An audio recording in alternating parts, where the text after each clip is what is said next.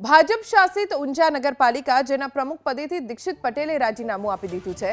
કારણ છે ઊંઝા ભાજપમાં જૂથવાદ જેનો અંત નથી આવી રહ્યો।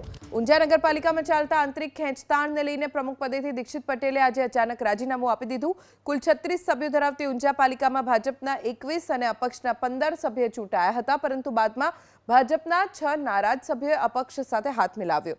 એવામાં હવે ભાજપ પાસે 15 અપક્ષ પાસે 21 સભ્યો છે।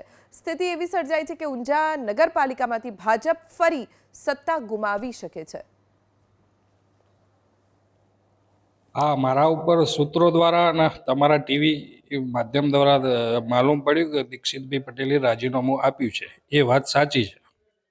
એ વાતને હું પુષ્ટિ કરું છું। ના, કોઈ જાણ નથી કરી, પણ દીક્ષિતભાઈનો વહીવટ ખૂબ સારો હતો।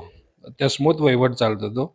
વહીવટ બાબતે કોઈ ફરિયાદ નહોતી, બધું સરસ રેડી ચાલતું હતું। મતલબ અમારી ભારતીય જનતા પાર્ટીના 20 મેન્ડેટવાળા કોર્પોરેટર ચૂંટાયેલા છે અને બીજા 15 કોર્પોરેટરો અમારી ભારતીય જનતા પાર્ટીની વિકાસની યાત્રામાં જોડાયેલા છે।